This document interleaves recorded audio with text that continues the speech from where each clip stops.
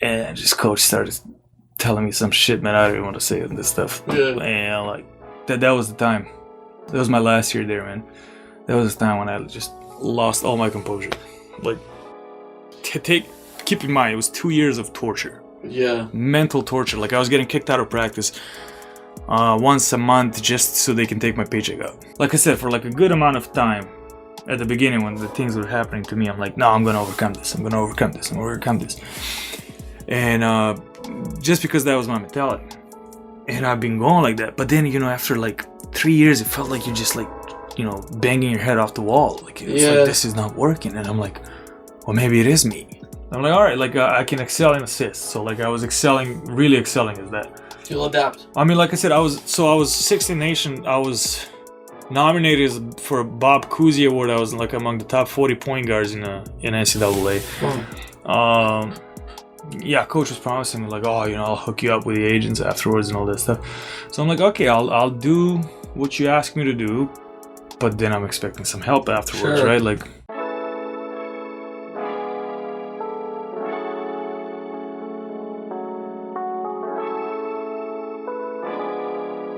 You're listening to Board with Nelly.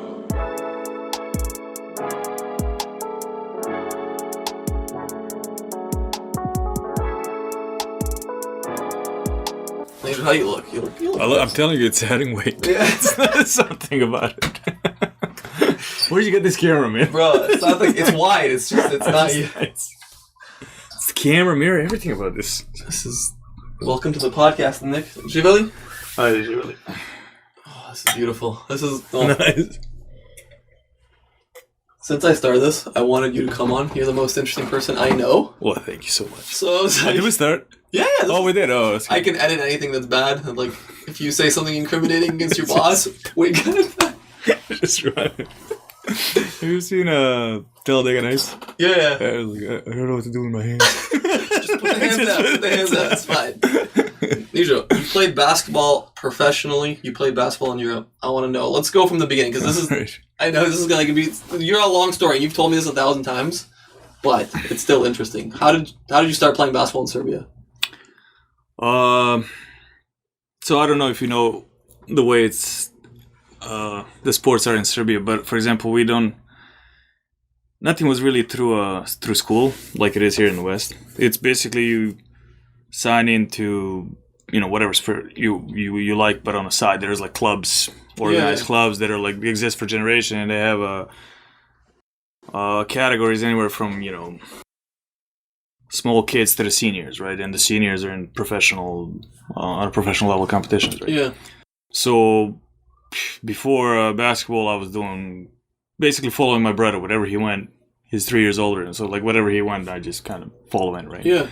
And before we did karate, did tennis, did skiing, did all this stuff, and then when I moved to Belgrade, I was 8, grade 2, right? And they started handing out flyers about a basketball school, and that's how we started. Academy? When I was a club. Club, yeah, basketball club. Like travel here? No, not at all. Like so, it's a totally different system of sports. Like we start young, if you will, right? And there's clubs, let's say, all over the country, right? Yeah. And every region. I'll speak for Belgrade, for my hometown, right? Yeah. So every part of Belgrade also almost had its own club.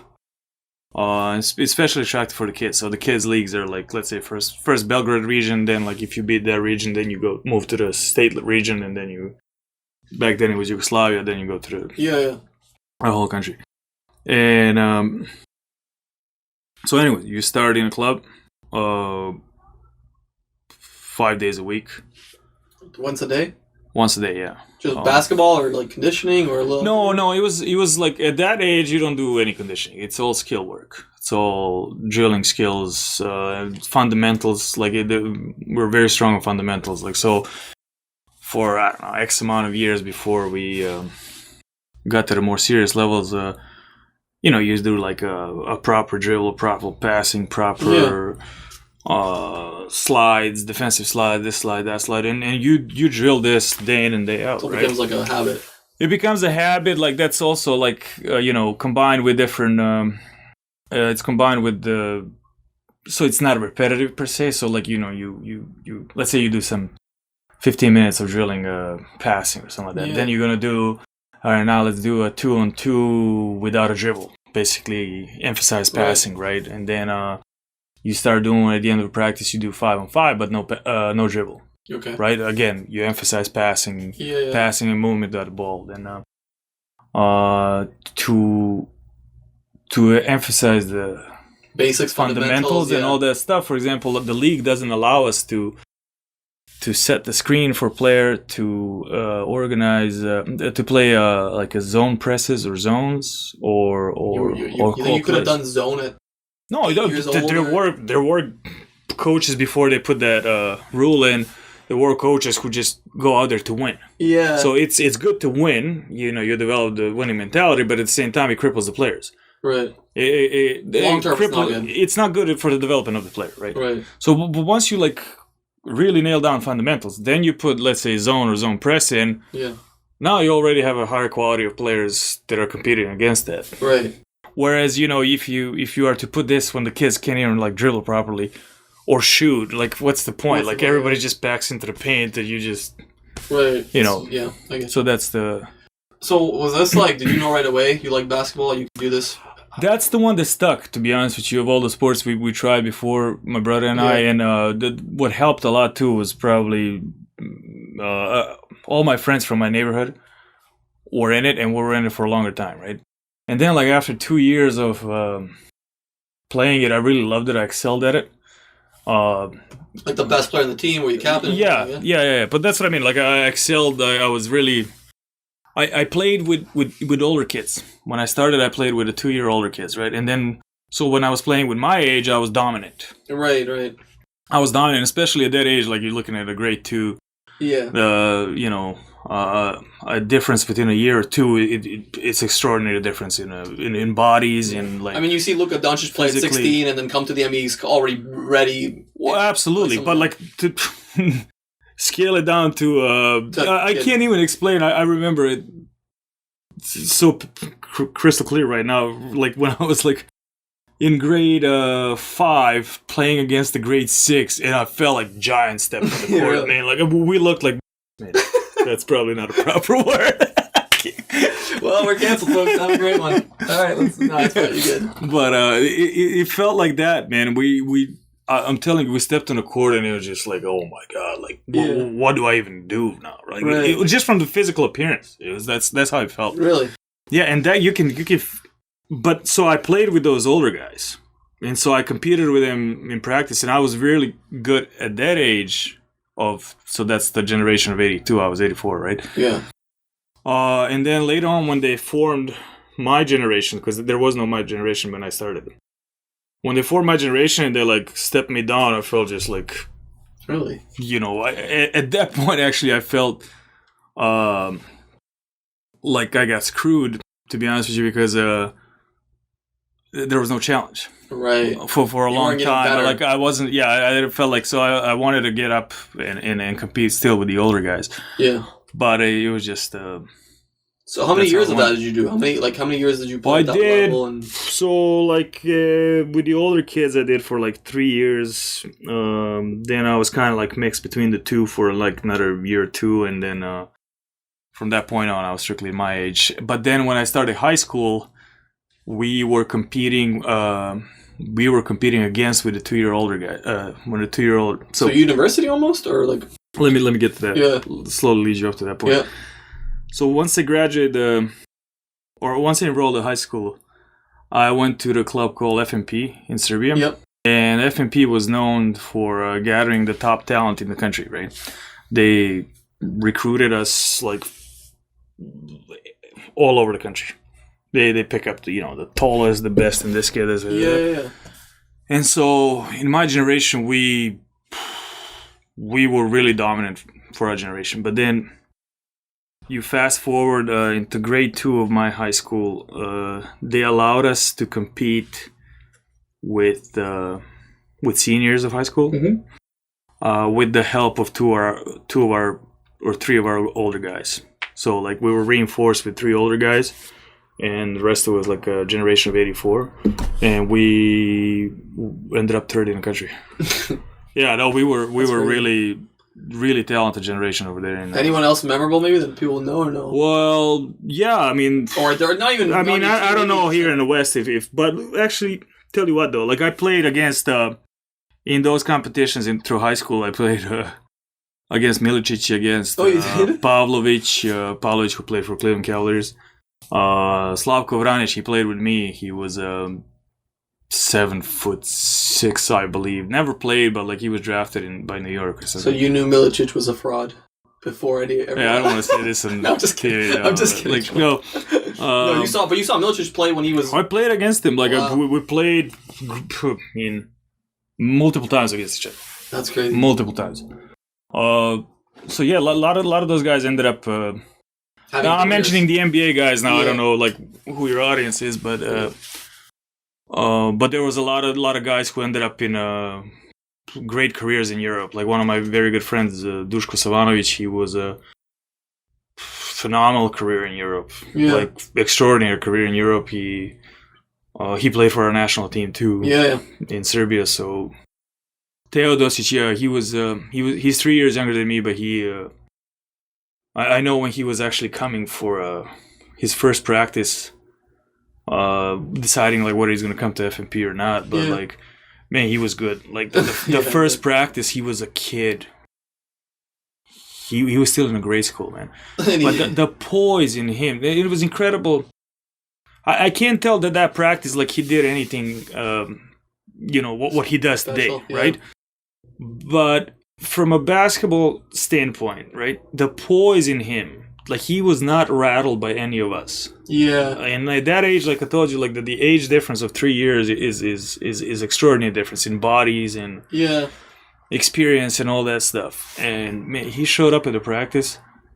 You felt like he's the best, or he felt like he was like confident. He was just poised. Yeah. The poise in him, he never got rattled like, by pressure, by the defense, like he did great. But like I said, I'm not gonna say like he didn't pull something that you never seen before, but like he never had a turnover. I remember that practice. Never, he'd knock down all the shots that he was supposed to knock down. Like created his own space, created a pass for others. That's crazy. But I remember that practice very clearly. Like I was just impressed after the practice that the kid. He's a grown man now, but like he was not, moved by anything that we did. Yeah, like it was impressive seeing the poise in him. That's you can just tell, you can feel talent. Yeah, almost. You can only, I don't know. No, absolutely. I was impressed. Like I was rarely impressed being competitor, right, and all that stuff. And you were playing at the highest level, and then you see a guy that's and I always took a challenge, to. I wanted to play against better and all the time, and I was very competitive in that regard. And I even if somebody was really good, I never wanted to admit it, right? But with him, I'm telling you, it was just something like I was just so shocked at the end of it, like that he did that practice. Like he came in like a couple of years later and like didn't play with me. He played with his generation, right, and stuff. But like that practice left impression to me to the point that I remember right now what the practice looked like, right? And that's good. I mean, I can reflect on a lot of memories. Like I know exactly what it looked like. But like with him, that was another guy that really left impression on me like that was Pavlovic. That was another guy. So I was at that time, like throughout the high school, I was a very good defender. Like I was getting like a defensive specialty, and so we play. He was playing for Budućnost from Podgorica. Yeah. We played them. He's very atypical. He's not atypical height. He's 6'6", 6'7", something like that, or maybe more. I don't know. That's average NBA size. So we had players like that height. That wasn't the case. But what we didn't have was players of that height, that body, and that skill. Right. That combination. Everything. yeah. So what was impressive was like, okay, so we put a guy on him of, let's say his height, they can match the height and physical, height-wise. Sure. He just takes him out on 3-point line and just does whatever he wants. Yeah. Like, you know, from shooting to dribbling to driving, very strong guy, very athletic. But it was funny too, because he has like he appears slow and lazy. Yeah. What do they call it? What's the expression? Like a sneaky athletic or like something like that? Like that's how he was. Like just like all of a sudden, just like boom. Like at a regional level, 6'7" is like a center. But like at a national level, when you get to really, really good players, 6'7" is like guard, right? And I'll take a note to that because I don't know against who your audience is, but to us, 6'7" back home is a perfectly normal. I was a small guy. I'm a 6'2.5", but I'm a little guy. Right. So like our nation in general is taller. Yeah. So you know we have plenty of these guys. Like so, there was a funny thing when I was sending my tape to for a college, right? And like I send the tape and I look like a little guy amongst all the big guys. And so they're like, "How tall are you?" So I said like 6'2", and like. They all thought I was lying, and they thought I was like 5'9" or something like that. But you're playing Serb. But it's just that the competition is all you know giants, right? Yeah. So, but yeah, back to him, and it was so that was the thing. Like he takes the big guy out, then like they put a smaller guy like me, just backs me down, and again I pushed around a lot, you know, a lot of big guys with this guy. I'm telling you, it was just It was a really exceptional player. Exceptional player, man. Okay, so how do we go from, you know, playing really high level in Serbia, Yugoslavia, and then we go to America? How did you even get to America? Where did that come from? What in my base team, home team, like the things were not going well for me. Like so, I had a contract. I was doing well, like I was doing exceptionally well. I was in the national team and all that stuff, and then literally everything changed for me overnight. It was a lot of politics behind a closed door that I had no control over. And I'm not lying when I say overnight I didn't play, because I know exactly the game, what happens. Like it was a final tournament. It's going to be loud. But yeah, you're good. It was a final tournament. It was usually 4 teams come in and play against each other, and you know, the most wins, whatever, winner takes all, right? Yeah. And the first 2 games, man, I'm playing. That was when we played for the older category, right? The younger kids playing for the older category. First 2 games I'm playing great. I'm a starter with the older crew and all. And then 3rd game, I don't touch the floor. Right. Man, I know something happened. Because I did nothing that I've done, you know, to cause not playing. That. Like I was playing great, we were winning, we won 2 games, and then the 3rd game I don't play at all. We lost, not because I didn't play, but we lost. But like, so anyways, like you know, the next day, coach didn't tell me anything. He just said like, "I'm sorry." Right? He didn't explain why or something. Like, I mean, you know why. Yeah. Like I knew it and all that stuff, and from that point, man, I just didn't get to play anymore. At what age was this? How old were you? 16 or 17, wow. Right? And you understand a lot of things too. Like I switched the school to part-time so I can practice twice a day. Wow. So technically I left the school, right? And so I put all my eggs in that basket. Right. And I'm traveling to Železnik where I practice. It was a commute. It was an hour and a half one way, 2 practices a day, 6 hours. Public transportation, just the transportation plus 6 hours of practice, right? That was my day at 16, man. Wow. 16, 17, 18, I got a driver's license, so I got a little shorter, but people are going to school, putting their backpacks on, like, I gotta go to practice, guys. But it was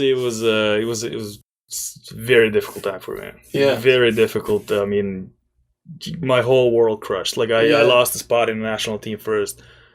Well, obviously, I didn't play my home team, base team, whatever, and then, like, obviously the national team is not inviting me, and, like, you know how it is back home, man. I grew up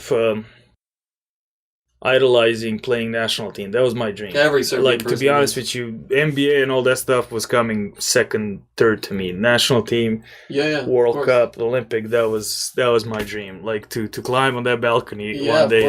I lived for that, practiced for that. That was my dream. So when I started losing spot in the national team and all, like you just started going.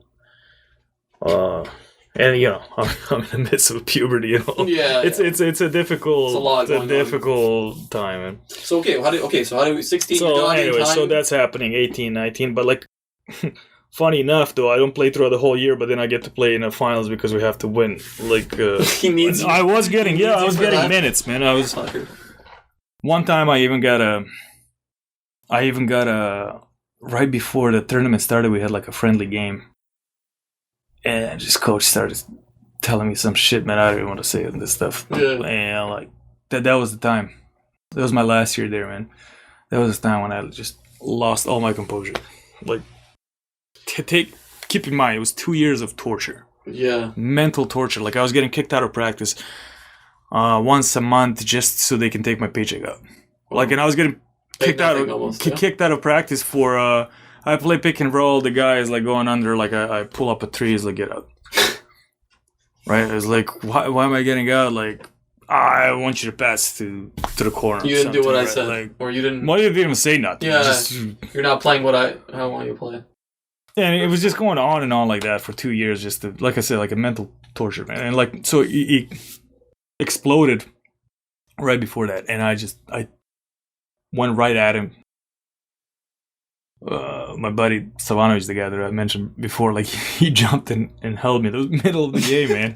Middle of the game, like the opposite team is like, look, what's going on with these guys? Like, and like I'm like yelling at him, and it's like, get out. So like, anyways, I get dressed and I'm like, in my mind, I'm like, I'm done. Like, not just by my decision. I'm like, I'm done with the club is gonna just. Cut me, sanction me, like this is, You're blacklisted almost, or whatever. Yeah. So the next day I'm coming to the practice. This is the last practice before the final tournament starts, right? And it was a must-win for us, the tournament. And there was a state championship, right? And I'm coming to the practice. I told my parents, I'm like, this is what I've done. And they knew the trouble that I was going through. Sure. And they're like, you know what, son, like, good for you, right? Yeah. Good for you. Like, go tomorrow practice and whatever happens, happens. I get to the practice. Coach is like, hey, you ready to play tomorrow? I'm telling you, I was like, I'm in a twilight zone. Yeah, like, did that happen yesterday? Like, what the hell, right? And yeah, sure enough, I freaking played, man. I played great. I had a great tournament. We fucking won. And that was my last time. I'll see you guys Monday, right? It's like, I'll be back. That's it. There was a next weekend. It was one more tournament. This was a friendly one. It was Piva Ivkovic. He was in a memory of Duda Ivkovic's brother, right? Yeah. And we played against seniors. It was so professional teams come in, and we're the only like junior kids, whatever. And coach is like, "Hey, I know you're basically like done. I know you're like." He knew that I wanted to go to the States. I mean, in the meantime, I was like applying like through one of my friends. He already went to college, and I was sending tapes through him and trying to get out and stuff.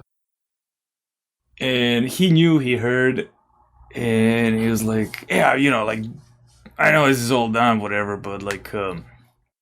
You want to play this tournament, right? I'm like, talk it, like I want to play basketball. I love basketball, exactly, and like it was a great competition senior. Like I want to check myself against that, and like I really crushed the tournament, man. I was like, I'm so happy that I've done it because I've done great against those guys who were some of them I not idolized, but like I watched them on TV, and we played against each other, like like talk a little bit on the court, like.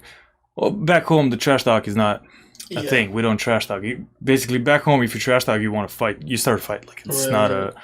But we talked in a friendly way. Like the guy was like giving me some advices on the court. I was like, wow, this is awesome, right?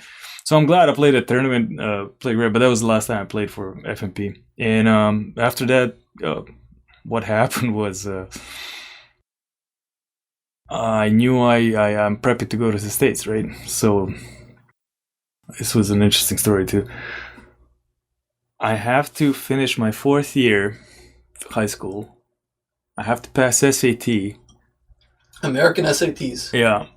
And at the same time I have to like practice and stuff. And so I get contact by college around, I'll say maybe August or so. Which college was it again?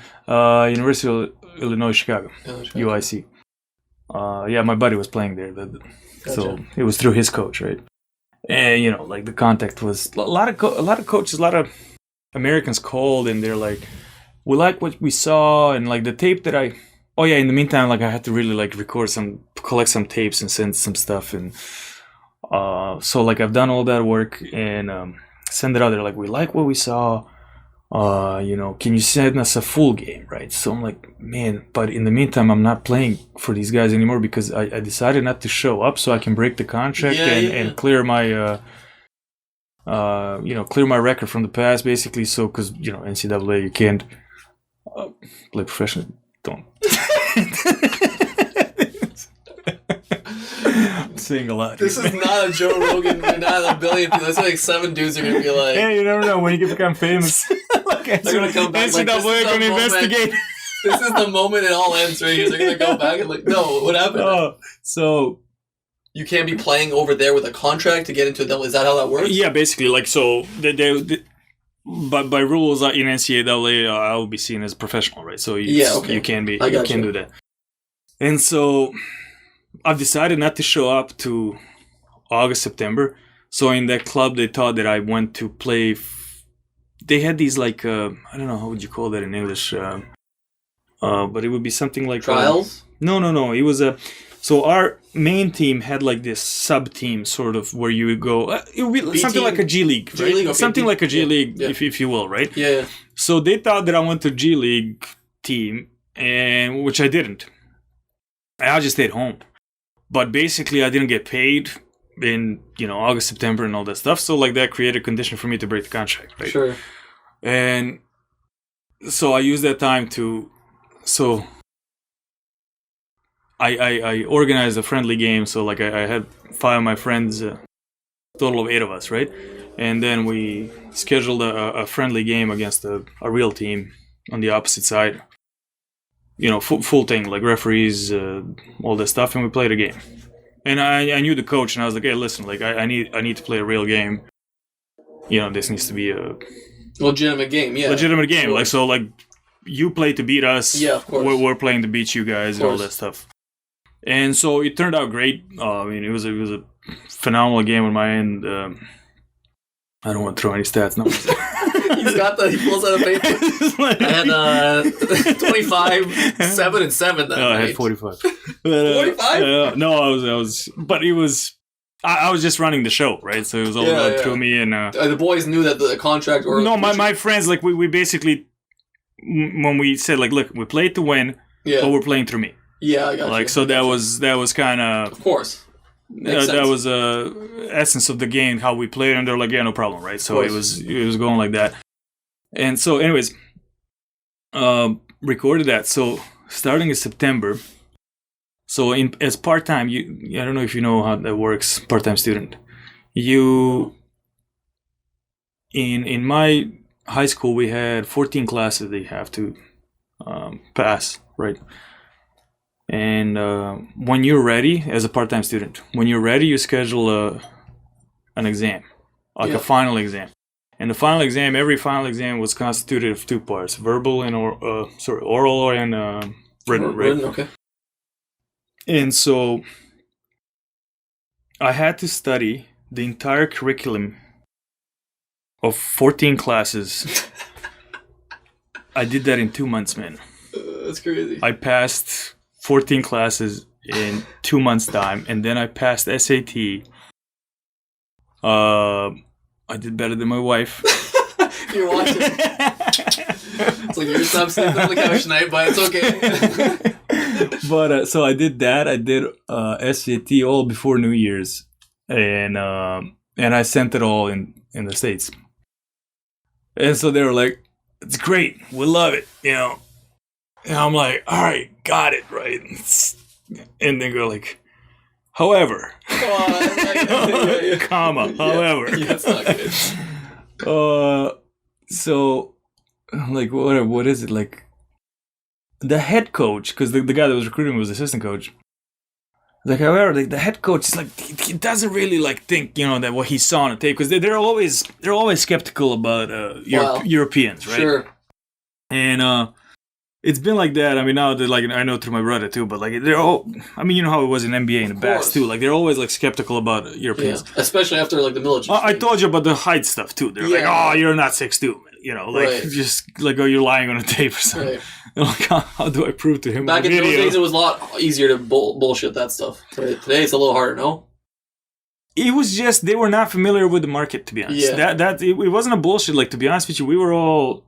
Back home, we were very honest with our with who we are. We weren't trying to cheat. Yeah, with your attributes, stuff. With your skills, with your... Because we thought they're going to see through that stuff. Right. To be honest with you. That's how we saw it. Like, they're going to see through stuff and all that stuff. And I'm like, no, I'm trying to. But, like, a simple thing. They didn't trust that I was 6'2". Like, they thought I was 5'9". Right. And anyways, he goes like, oh, I don't know, like, if this is, like, what we saw on the tape, so we're going to send you to junior college. And not on a, and then, like, you know, if it is what he likes, he's gonna pull you back in, right? Gotcha. So that's how I. So that's how it happened. You didn't have any agent. No one came to scout your games. No, through my friend I grew up with in 2 buildings from me. Do they do that nowadays? Is it different? Do they now? It seems you can do it the same way. You can still do it the same way. You can do it the same way. You can, you know, through a friend, you know. I mean, I was asked when I was in college. Like my coach was asking, like, hey, you got any friends that are, you know, specific to whatever position we were looking at the point. But I didn't know that. Okay, so you get to America. You're 18 now. What? No. I was 19 when I got in. And where did you play? Where did you start playing? What's the college? It was Highland Community College in Illinois. That's okay. Was Freeport, Illinois. Yeah. What was that like? Going from Euro ball. It's a shock, man. It was a cultural shock. Basketball shock, different. Every kind of shock. Every shock you can think of, it was a shock, man. Yeah. Like, I was very eager, like, you know, I come in and I heard stories from a lot of my friends who played in college and came back, older guys. You know, mostly positive stories, but, like, you know, like, everything I hear is like, oh, these stadiums of, I don't know, 20,000 people or whatever, and it's a different world. And I'm coming to this junior college in, like, this small town. Man, it was a shock for me. Shock. You know, and then my English was very basic, but then I came in a team and, like, was the only, you know, white guy, and it's like, I can't understand slang, man. Yeah, fair. I just felt that was difficult, man. Like, you know, and so you hear by body language and stuff, like, when the negative comments come in. And, did you feel like you didn't fit in, kind of? You felt? Oh, absolutely, man. Yeah. Absolutely. Another thing that what I mentioned earlier was, you know, trash talk stuff. Sure. So back home, when you trash talk, you start fighting. Like, it's not. There's no. Yeah. So that's what I've done. I'm not even joking. Yeah, like, the guy, like, starts talking something at me in practice, and I'm like, yeah, you want to go? I did win at it, right? Yeah. And they're like, "What's wrong with you?" Right? And I'm like, "What do you mean? Like, you told me whatever." Yeah. And I'm like, "Of course." So, but to be honest, at the same time, that kind of helped in a long term. Like, I had 2 fights like that, right? Yeah. In practice, and they're like, "Oh, leave him alone, man. Yeah, he's crazy. He's different." It was like, That's funny. Did you excel? Did you excel when you got there? I played well. College? I played well in that first semester, if you will, whatever. And I was getting these. I got some context for this. In it was a Division I conference, MAAC or something. Okay. There was like a few colleges there that were interested in me, and they wanted me to come. I went to a visit during the winter break, or Christmas break. I went to visit, and they're like, "Hey, look, we're gonna send the paperwork to get your transcripts," because I had SAT, like, I had everything just to transfer. Like, usually those junior college guys, they didn't, you know, most of them didn't pass SAT and stuff, so they had to, like, get through 2 years of JUCO before they move on. And so I come back after the visit. I was happy. I'm like, all right, I'm gonna pack my suitcase. I'm not even gonna unpack my suitcase from my winter stuff. I'm just gonna pick it up and go. Go and 1 week, 2 week, 3 week, nothing's happening. I'm like calling these colleges, like, yeah, what's happening? Like, like you told me basically. And he goes like, well, we never got your transcripts. I'm like, what do you mean? Like, I go to the coach's office. I'm like, coach, any of the colleges call? And he was like, nope. You call back. I'm like, they said you didn't call. Like, well, we called. Like, he said he was gonna send it. Oh. And yeah. And sure enough, I didn't play it next semester. Wow. I got benched, and it was like some roommate troubles too. That like coach took the other guy's side, and threatened like, oh, I'm gonna send you home, blah blah. Right. So it's different for you. To be honest with you, no, but right? it's man, you have to understand, like. Take into consideration now what I'm telling you.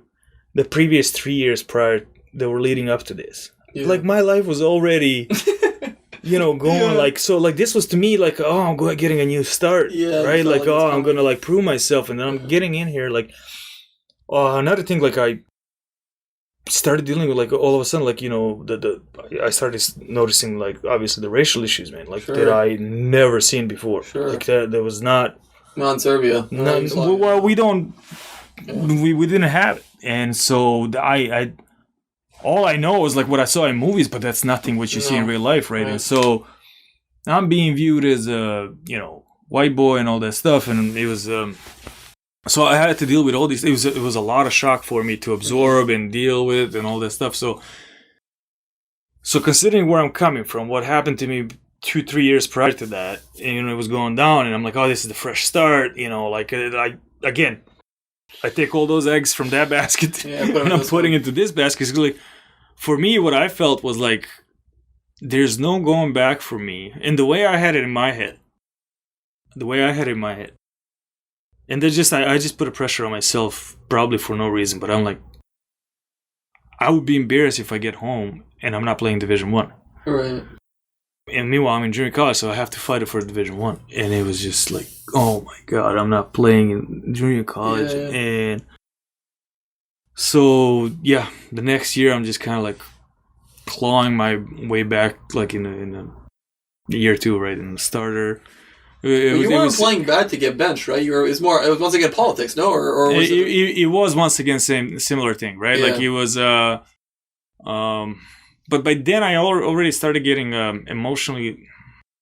I was very strong emotionally, like growing up, like in terms of like I wasn't rattled by big moments. I was enjoying big moments, like, and all that stuff. But through what I told you, what was happening to me in Serbia, like coach kicking you out and like not letting you play and all that stuff, and like after 2-3 years of that type of treatment, my confidence started getting shook.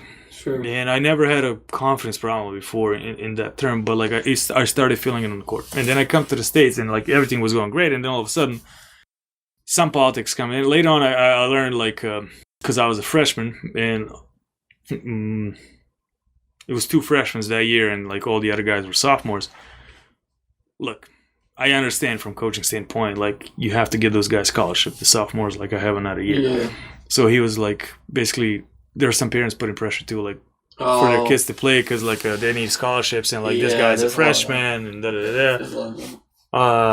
maybe I'm sure he played a role that I was European too.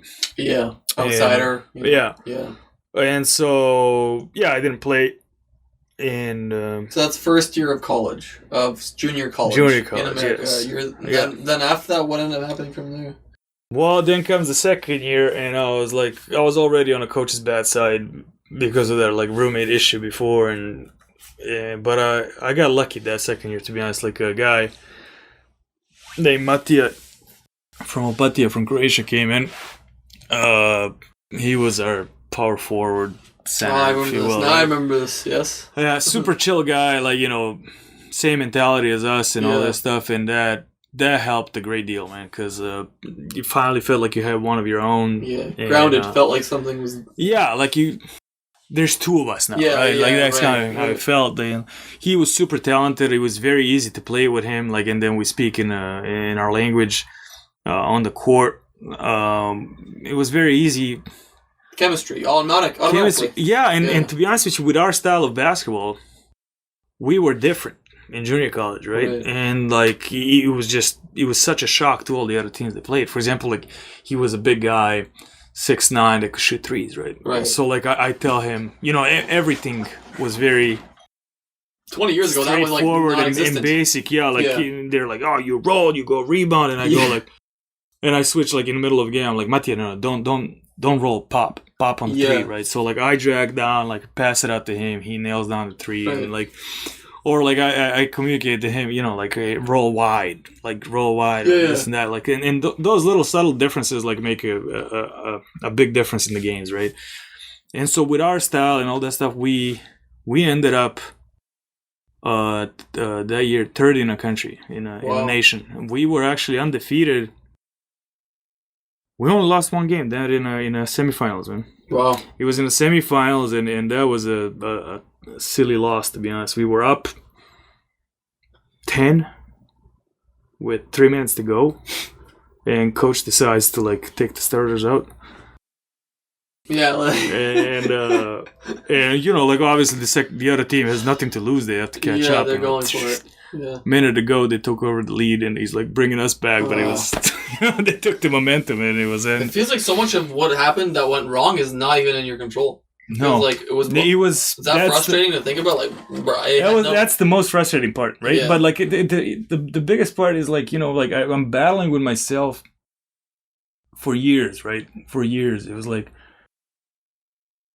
could have done something wrong, could have done something better, and all that stuff. And that's the part, like, eventually, like I said, for like a good amount of time at the beginning when the things were happening to me, I'm like, no, I'm going to overcome this. I'm going to overcome this. I'm going to overcome this. And just because that was my mentality. And I've been going like that. But then, after like 3 years, it felt like you're just like, banging your head off the wall. Like, it's like, this is not working. And I'm like, well, maybe it is me. Yeah, and in your own head. And then that's when I felt like I lost myself. When I started questioning, maybe it is me. Yeah. And it did took a toll on me, man. Like in basketball, I never recovered from it. Right. I never recovered like till my last days of professional play later. Like it wasn't the same, right? It wasn't. No, like it shook my confidence. For example, like in terms of shooting, I struggled ever since I left Serbia. And after that first semester in the States, like I shot well, but then when he started like shaking me with a playing time and all that stuff, like my confidence went down, like automatically just affects my shooting, of course, and everything. And I never could recover afterwards, shooting wise. Right. Never. Like, and then even though I worked my ass off later on when I went to Division 1. Coach was saying like, "Oh, I'll let you shoot," but then he didn't let me shoot. Like as soon as I shot, he calls a timeout and yells at me for shooting. Right? Yeah. He was like, one time he called a timeout. I'm like, I shot one, I make it. I shot another one, I make it. The game starts. Right? I shoot a third one, I miss. He calls a timeout. He goes like immediately. Right? Like so, I'm like 2 for 3. It's pretty good, right? Yeah, like, it's pretty good, right?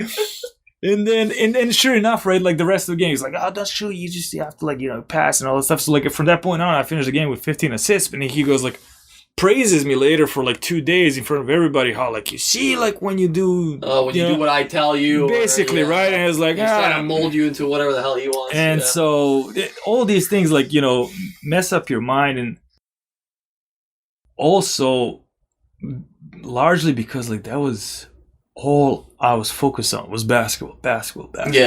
So if someone knew more than you, or you thought someone knew better than you thought. Well, like, when somebody's messing up with something that you put your life in it, and it messes you up. Of course. And that was that's unfortunate.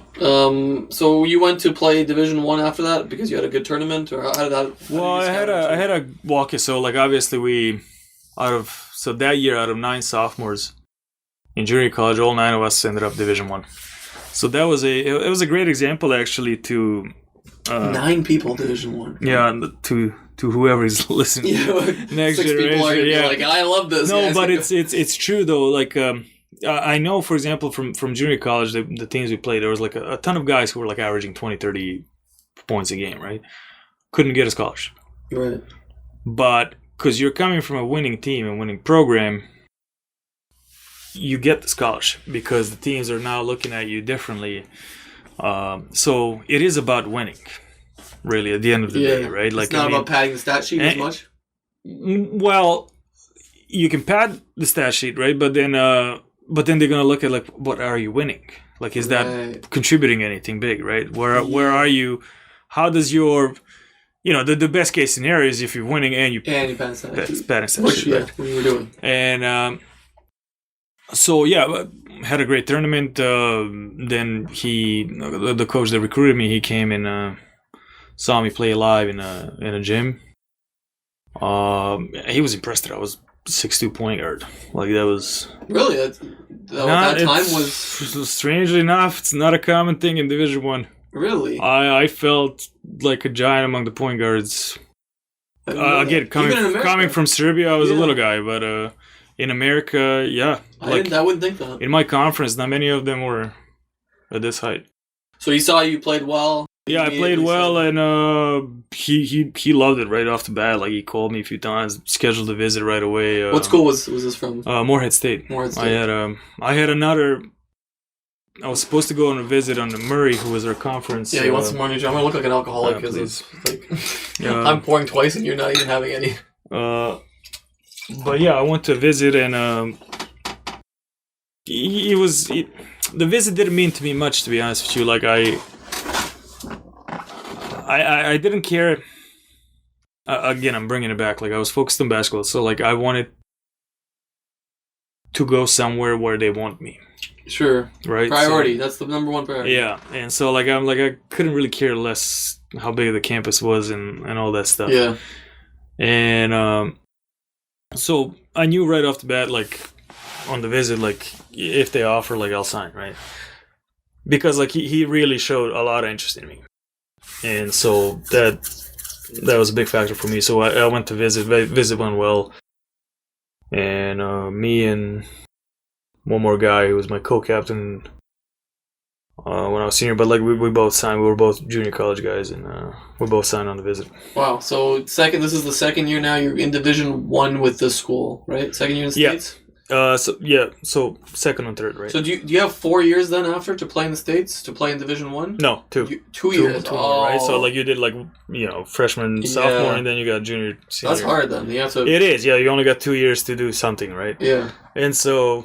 So yeah, funny. First year. So coach is, he just took over the program at Morehead and forming a new team, bringing his guys in. It's like he wants me to come there like right away, pretty much practice throughout the summer and all that stuff. And I'm like, no, coach, like I gotta go home, right? Like I'll practice at home and all that stuff. And I was like, okay, but make sure you practice, right? Like, this is Division I and da-da-da. And I'm like, yeah, sure. Like, but my mind was like, I didn't see no rush. The season starts in November. I'm like, yeah, I'll be back in August. I'm like, this is like, August, September. Yeah, plenty of time. Yeah, October, like, yeah, it was the end of November, I think. Or no, something like that.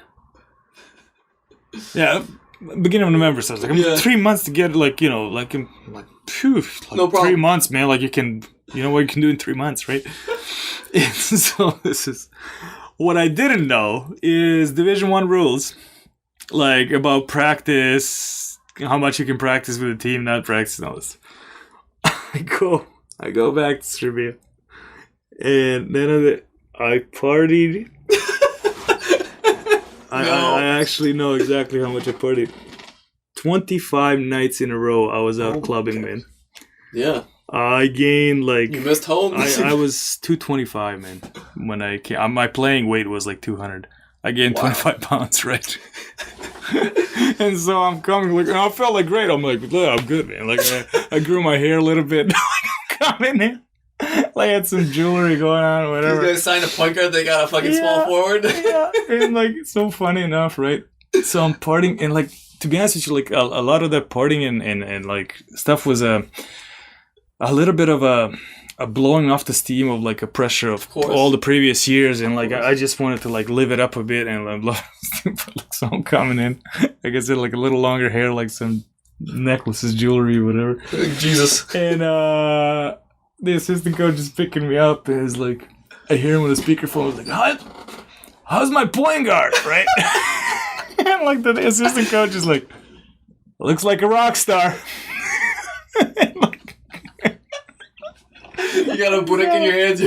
No, I'm like, I just flew like 8-10 hours, whatever, right? Like, I'm like, just get me to sleep, right? Man, I get in. He drives me straight from airport to his office. I get to the office. The guy starts yelling at me, man. Sure. Right away. Like, what the fuck? Like, you're so... What are you... Like, it was funny, too. Like, he, if you see my coach right now, he would probably tell you the story, like, oh, this was like the best comeback or something like that. But like, he goes like, I'm in his office, like he's just yelling at me. Like he goes, like, get on a weight scale, right? I get on a weight scale like 225. It's like, what the fuck, right? Like he's like losing his mind, like yelling at me. Yeah. And I'm just thinking like, so again, this is another shock for me. I'm like, man, just like a month and a half ago, like you were sweet talking me like into coming here.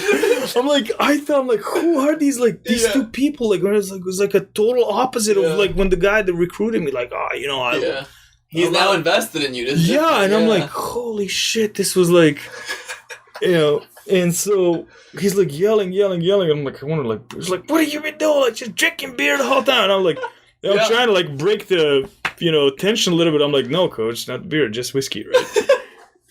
And he did not like that. But no, he starts laughing. Like he will tell you, he saw that. He's like, that's when I knew I got the honest guy, right? Like the guy's so honest. And like, meanwhile, I said it to break the tension. I'm like, I'm not drinking whiskey. Like I'm not. By the way, like I'm not a whiskey drinker. But like, I just said it to like, come on, dude, chill. Like, anyways, he started like running me day in and day out. Man, I was throwing up, going unconscious. Like he was like sending a coach with me to watch what I eat every day.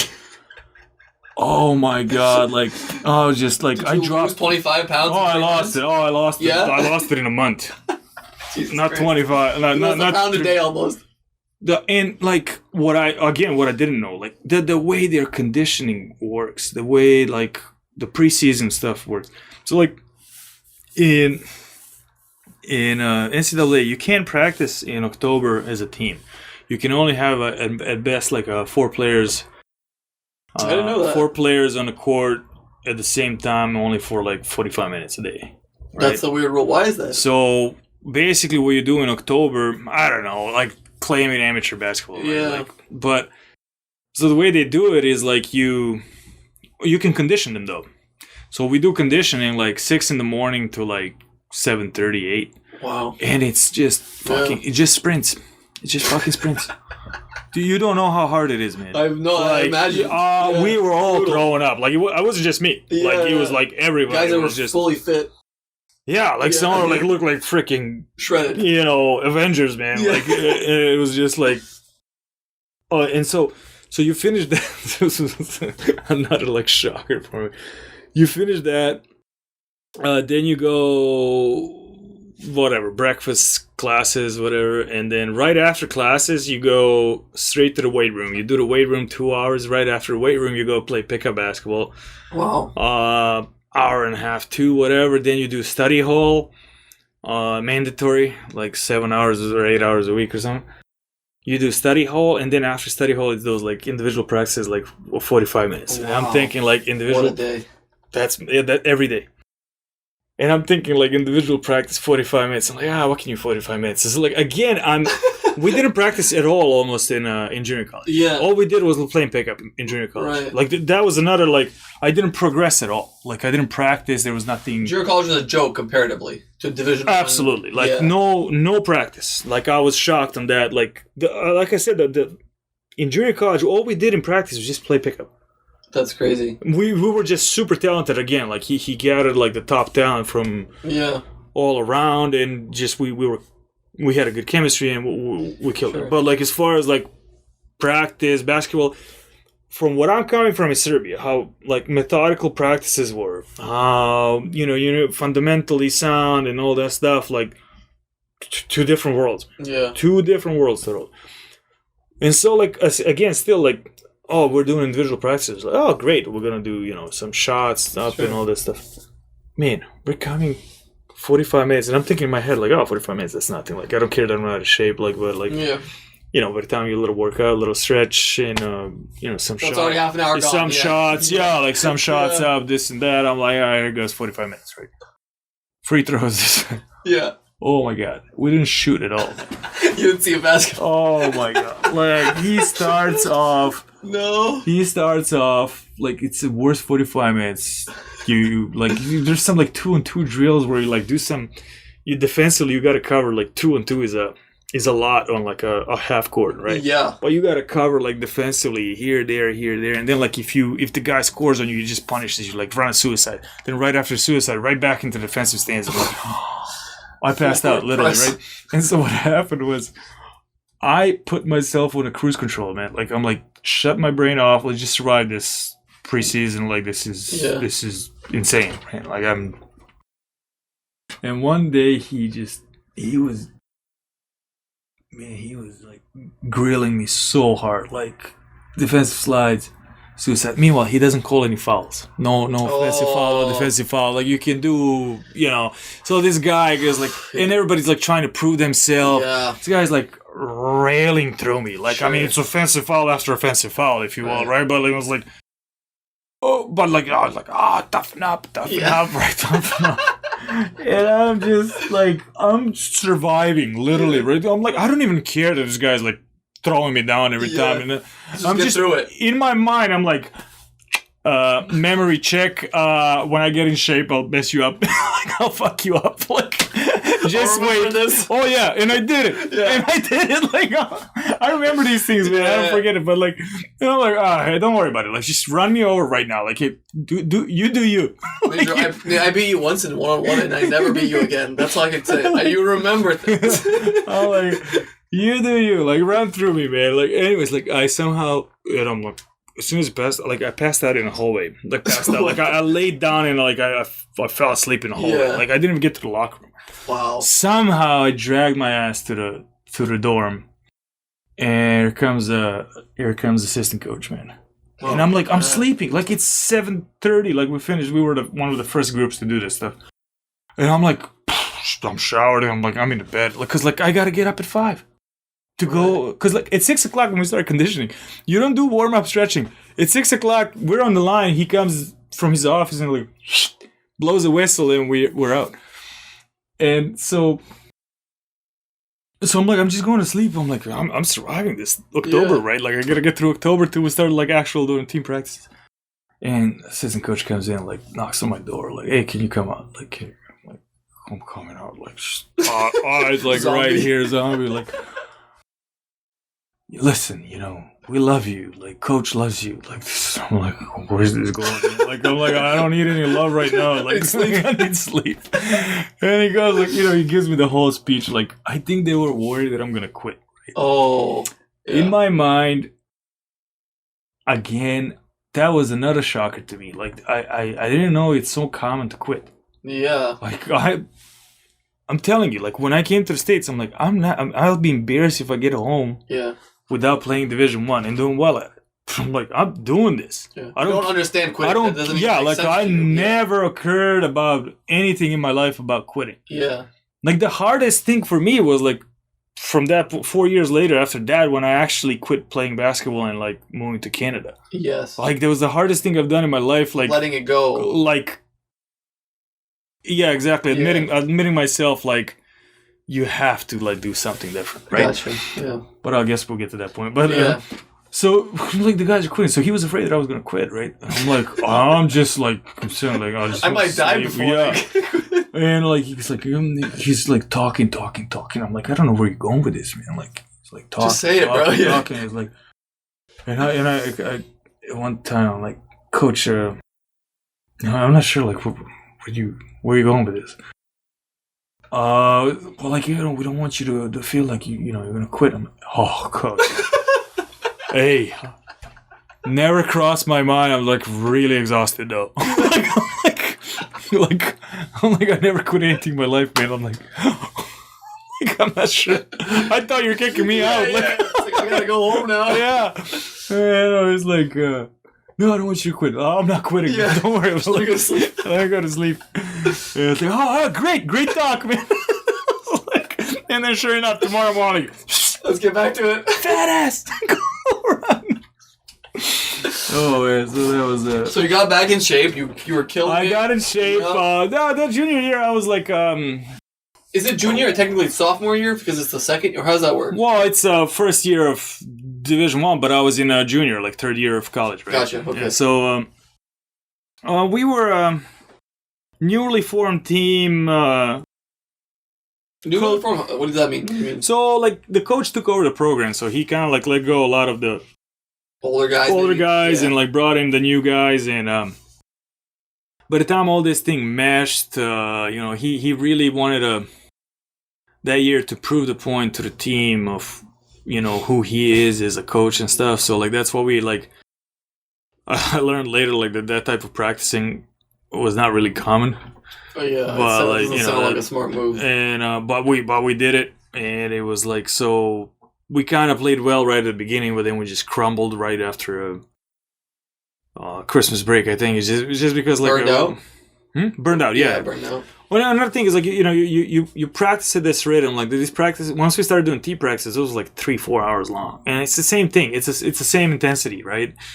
Then throughout the season, it happened a lot of times that we practice like 3-4 hours. Like it's just pure exhaustion, right? Did you think it was weird that this is the highest level of basketball before NBA, and this is how they practiced?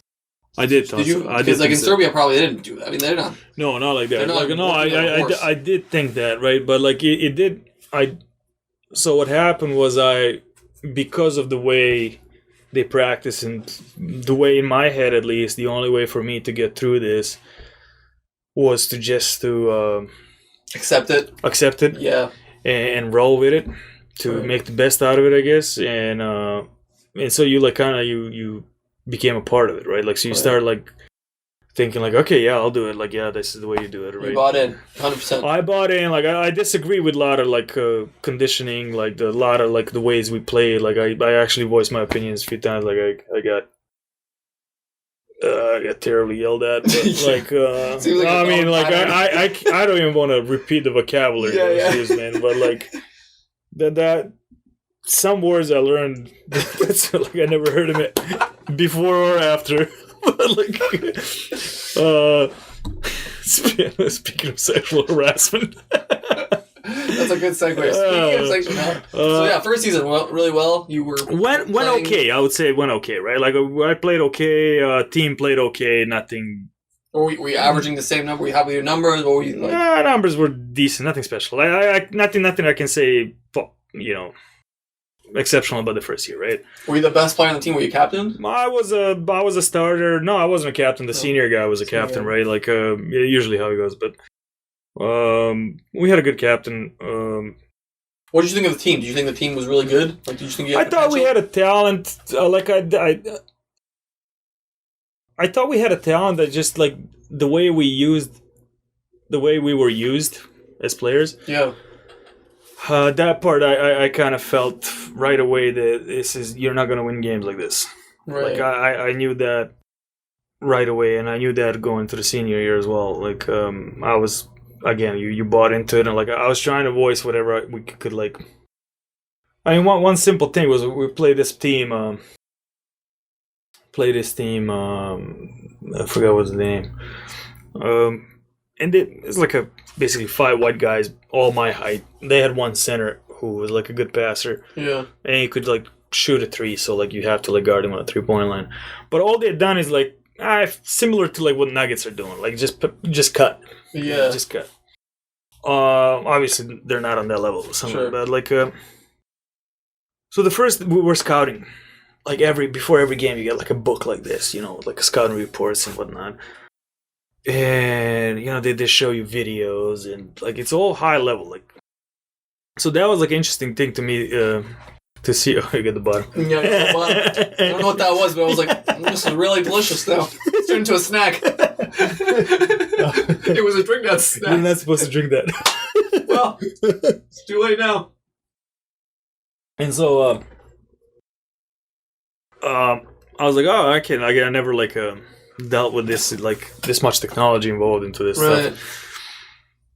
But at the same time, like, I'm not getting much out of this stuff. Like, I mean, from scouting standpoint and, like, game prepping standpoint, like, I had a lot of things that I would do so much different. Yeah.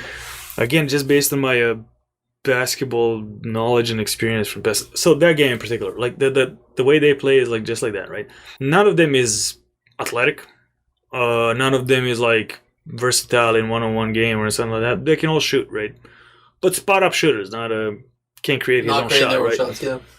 And so, anyways, we're doing a scouting, prepping for them, and it's like, man, you're like, overplay every pass. Don't let him touch the pass. But then he's gonna cut they call that like a Princeton offense, right? Mm-hmm. Then he's gonna cut the back door, and then you like snap your head, and like then you protect the back door, and like, you know. So we're like trying to close everything, right? Like, not allow them anything. And I'm like, you can't do that. Like, you gotta like. Yeah. Trade off somewhere. And I'm like, well, why am I denying the first pass here? Like, yeah, I'm not worried about this guy or something like that, right? You're not worried about. And he's just like, you lazy fuck, you just don't want to like. So he accused me of being lazy, right? And so sure enough, man, they ran a clinic on us. Right. Oh my god, it was a backdoor after a backdoor. Like, there's no way you can deny this pass and like and protect the backdoor, right? Like, so because you really had to overplay that handoff, right? And then like he just like snaps in like through, and they were good at that. Yeah. Meanwhile, you should just backed off, let him have a little bit of space, and then come right. Here comes the rerun of the game, right? Like a rerun. Like the next time they were supposed to come to us, and it was like he invites me to the office. Like the coaches are in the office watching the game, like prepping the game.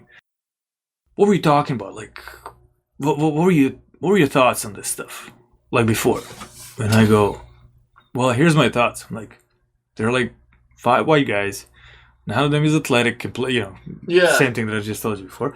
I'm like, why don't we let him receive the ball and then just guard him one-on-one? Yeah. But I'm like, they thrive, like everything you watch here, because they're like trying to figure out like how their motion of the players goes into this Princeton offense. It's kind of like somewhat complicated. Like to read through, I'm like, who cares? Yeah. I'm like, just don't let him cut. So like guard him in front. Don't give him easy butt baskets. Just don't let him cut. Yeah. That's all. He goes, but he can shoot. I'm like, well, if he shoots over it's a highly contested shot. Yeah. It's a low percentage shot. All right, we do that. We whooped him 30, man. It's like, but to me, it was like such a lot of hitting the wall with a lot of these things. It feels like you just such a simple thing was to do, but it was just it's hard to convince someone else of a different perspective. Yeah, by the time, it's a different culture, different mentality, and into like solving problems and everything. I mean, you saw a lot through engineering and everything. Yeah. Like I see that today. It's the same. It's everywhere, thing, right? Politics is everywhere. So that first season wasn't, I think, crazy. So it was so, right? And like, so the next year, I'm like, okay, I learned my lesson. Like, he didn't let me go home at all, and so I stayed in college the whole summer. Oh, I had this is what it wasn't good. Like the third year, like I forget, I had it's called sports hernia, man. Oh fuck, yeah. And so like I was like taped from my chest all the way to the knee. Oh. Like, so, like, wrapped up, and, like, so this was, like, connected pretty much to my body, right? And I was just, like, dragging my leg, really. And I'm playing. You were playing playing for, like, 2 months with this stuff. Wow. So, because they thought it was a groin, they couldn't really figure out what it was, right? Like, I'm getting treated, blah, blah. Like, I'm not really practicing, just doing a little bike ride or whatever. But I'm playing. You're putting, like, freaking, I had, like, I was averaging, like, 36 minutes a game or something. What's college? 48 minutes? What's 40? 40? Oh, 40. Okay. Wow, you're playing full games. Yeah. And like these trips are exhausted, man. Like exhausting. Like you go on away games and stuff like that in conference. It's all like 8-hour bus ride, 6-hour bus ride. Right? No, it's tiring. It's very tiring. Like, and then by the time you get back 2 a.m, you're on a class next day, and then So it's a tough schedule, like, to play. But I'm playing with this injury, man. I'm playing through this, and one day one game he's praising me like, great job, you tough playing through, like, he was so high on tough, right? I was like, you're playing through this stuff. Like, okay, great. And then the next game he's like, you lazy fuck. And meanwhile I'm like, dude, like my stomach was open. Like, that's what hernia is. Like your stomach is open, right? And I'm like, And so season finishes and they like take me actually to a doctor in Lexington in Kentucky, and the guy checks me out. He goes like, yeah, it's hernia. Like we gotta get a surgery. So I had a surgery in the summer, and then I had to recover from it. So, anyways, like throughout the summer, stayed in college, recovered, and like got back in shape. So like the next preseason came in, I was like ready to go, tip top shape. Like so, the preseason didn't came as hard for me, and we also it was a good thing we had like a NCAA allows like I don't know what was it, like every year, every 2 years, like you can go like some international tournament in August. So we went to Canada. Oh, yeah, we were in Toronto. So yeah, that was fun. It was 10 days of we had 10 days to practice as a team in August, and then we went to that tour in Canada. I forgot how long we were in Canada. It was funny because I started dating my wife. Right. We started dating in a third year already, right? And so I couldn't go visit her in the summer at all. Was not allowed because of so I don't get out of shape. I'm like, oh, just a week. Like, they don't trust you anymore. Nope. You lost that. You lost it all, right? And so I can't move off campus. There's nobody on campus. It's dead summer, right? Meanwhile, like Morehead is like in hills. Like even like during the school year, like it's not that exciting. Yeah. Kind of a good thing though, because you can focus. No, it's I mean, like I said, like I was focused on basketball. Anyways, we go to Canada. I'm like, oh man, like after like 2 years now, I get to see a city and stuff. Yeah. And like I get in there and like Jesse goes, hey, like I'm gonna come see you in Toronto, like watch a game, and like and I was like, yeah, great. We were gonna be allowed to go out like that night, right, and stuff. So we play York. Oh, so we go. So she comes to watch, right? She drives from Windsor with her friend. Comes to watch. We play. And we're like killing like first 30 minutes, if you will. Like, yeah. I make 5 fouls, and I get out of game, and my roommate, the other point guard, comes in and like he just had a bad game, man.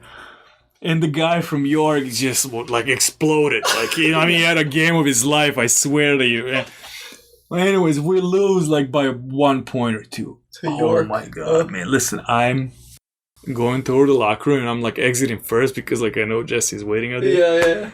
I'm exiting first and like she's like, hey, right, like her friend, and I just go like this, go. They're gonna hold me back. They're gonna never let me go. They're gonna give suicides. And she's like, what the fuck, right? Because I'm just kind of like I'm passing by. I'm like, just don't say don't nothing. Eye contact, nothing. Right. And I go and like coach goes crazy like that. Fuck you. There's no going out tonight. We're watching tape. Because he lost to York. He lost to York, and so we go to. I mean, like we're in Toronto, man. Like we're like a lot of my teammates and all that. Like they never. This is the third biggest city in North America. You're right. Like a big city. We're supposed to go out, have fun. When we were going to the store, we were like the basketball at that point to us was like, all right, we'll just play a couple games, whatever. Yeah, but like, yeah. No one thought of this that seriously, right? No. Well, he did. He did?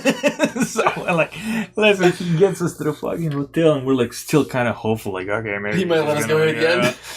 And I'm, like, kind of, like, sneaking my cell phone on the side. Like, I don't know, like, we're about to watch the tape. Anyways, 2 a.m, man. Oh, my God. You guys are not going fucking out. Like, and I'm, like my optimistic brain, like, 1:30, like, maybe still will get us out. Maybe he'll let us out. We still got about an hour before everything closes. But like the next day he let us out. God, man. But it was hilarious that night. Like I remember it. So anyway, so that was the start of the 4th year. The start of the 4th year, and so I was in tip-top shape. Like I also spent the whole summer working on my shot. Yeah. Like my wife, she came. Like she's a trooper, man. But she was rebounding for me, like and like working out in the gym the whole time. She played basketball as well in Morehead. And so I felt like we started like our pickup games, like the way we do in the preseason. Like I'm crushing at shooting, crushing it. Like and like all the teammates were like, oh my god, like so they go and tell coach, like because coach usually like invites us to the office to like rat each other out, like who was playing, like what, right? Yeah. And so like I guess they were like, he was like, oh, everybody's talking about like, well, you're shooting and all this stuff, and I'm like, all right, thanks, man. And that's how, like the first actual game we play, we open up the game, we had some plays where like I get open, but then it was like that's what kills me, man. 35-second possession. Shot clock. Oh, in the my gosh! yeah, I mean, they cut it down now to 30, but like then it was still too long. Oh my god! It was infinite amounts. So, anyways, like after like 15 seconds or so, like I get out of some screen, like, and I'm open, but I'm supposed to wait another like 20 seconds, right? So it was like 6 out of screens to like whatever, like, and then shoot in the last second. So like that. Well, I'm like after like I'm open. Why not? Shot one, shot another one. They go in, like, I see him on the sideline, like... He's just waiting for you. But, like, look, I'm making shot. Like, you should be fucking happy for me, right? Yeah. And so, like, the third one I missed, like... right, like... So, anyways, like, I finished that game with 15 assists, like I told you, like... Yeah. And so, yeah, that season I was... having a ton of assists, man. Like, I was... 6th in the nation... In a whole assists? Division, in assists. Holy shit. In a whole Division 1. And my team was shooting 35%. Are you serious? So, like, if we were, like, a little better, the guy that was number 1 in assists was, like, playing with Steph Curry. Like, so... I mean... But, it's like Teodosic playing with a bunch of, like, people here. Like, yeah. But it was... I really, like, elevated that part of my game, and it went up out of a... And I was in shape. I was... but that wasn't a desired thing, or it's not as a desired thing in American basketball. They don't look at like assists as much as they do a guy that's scoring 25 right? Yes. Right? That's unfortunate. I mean, it's kind of like it depends on the period of time. Now it's desirable. Right, but then it wasn't as much. Then it was kind of like, yeah, but did you score, X amount of points, whatever. Like, I had like an excellent game against Louisville when we played Patino, I guess, like Patino... gave a lot of props to my coaches about me after the game, like he which was kind of like unusual for him to like reach out to the coach to like to say. So it was so funny too. Like we held our own against them in the first half. They had 4 guys. I forgot the names now. I'm very bad with the names. I remember you told me you played with like Blake Griffin. You told me a bunch of, but I don't know. Yeah, we played Blake Griffin that year. Like I don't know who's like other names you told me. I know you told me so many stories, but. I with Louisville, I know out of 4 guys, out of their 5 starters went to the NBA that year. That's crazy. I can't name names, to be honest, because I'm really bad at them. Like, but on your I'm sure it's like for every Canadian when it comes to like Serbia, like it says like they all sound the same, right? Like to me, it's the same thing in Canada. Like they all sound the same. Yeah, so. You're like, oh, Carmelo. Like I think LeBron was there. D-Wade. But on your team, you had Kenneth Fareed. Yeah, he was a freshman then. He was a freshman in the last year of your 4th year. He was my 4th year. He was a freshman. Yes. So did you play with him like he was a center or what? He was playing. He was great, man. Like super high energy. Like I've never seen such a high energy player. But like he couldn't last long. He only could give us like a 5-minute burst. Really? Yeah, like I mean, I guess they learned that like after a second year or so, like he had some lung problems. He had to have a surgery on it.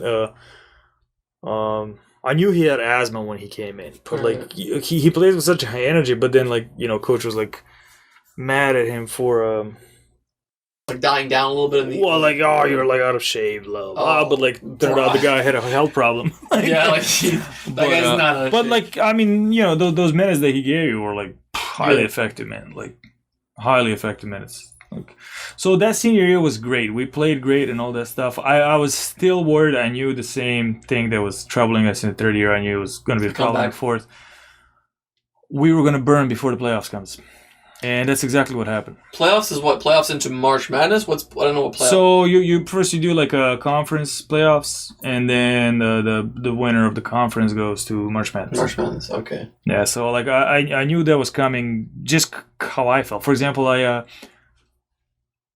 came in shape and all that stuff, right? But like it takes a toll on your body because you never took a break and like you practice at such a high level, like every day, like because the mentality of practice is try to get better every day, right? Yeah.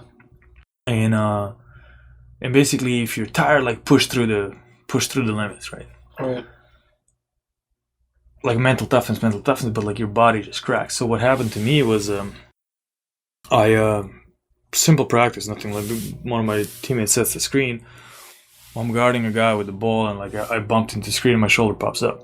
Like I tore like some ligament. So then we have a game next day, right? So they like shot me with a cortisone shot. Like the next day, like I can't. Like I have a dead arm. Coach was like, "Well, shoot it." We were like, you don't shoot so basically, they're like, obviously he didn't let me shoot, but it was like, all right, what are we gonna do for the free throws? Like, shoot one-handed. I'm like, oh, come on, man. Like that's just like so. I'm like, I'm shooting a free throw. And I'm like, raising that one arm just to get to like a. You look like Shaq. Yeah, like, it's like so that then I don't know, like a month later or so, like I don't know, I had like a ton of assists that game, and it was going great. We're kicking ass. Oh, they played a guy for UT Martin. They played a guy. I always forget his name, man. Doesn't matter.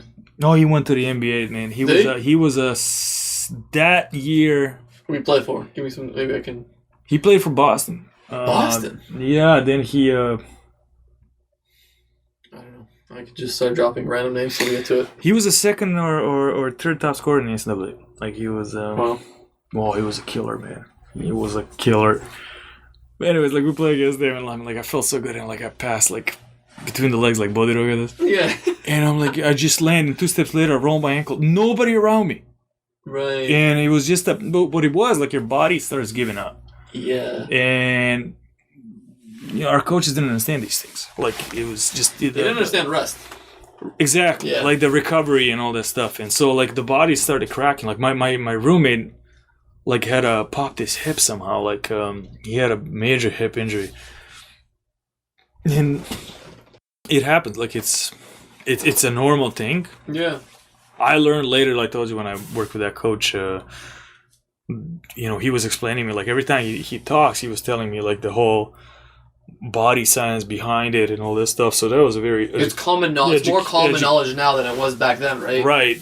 But it was such an educational time for me, like after college, like later when I was working with that other coach. Did you get injured that was the end of that season, or no? I mean, I played through all these injuries, man. You played through everything. I played through all these injuries. Like I told you, like that shoulder thing, like he popped the shot in me. Like I played the next day. Like I rolled my ankle.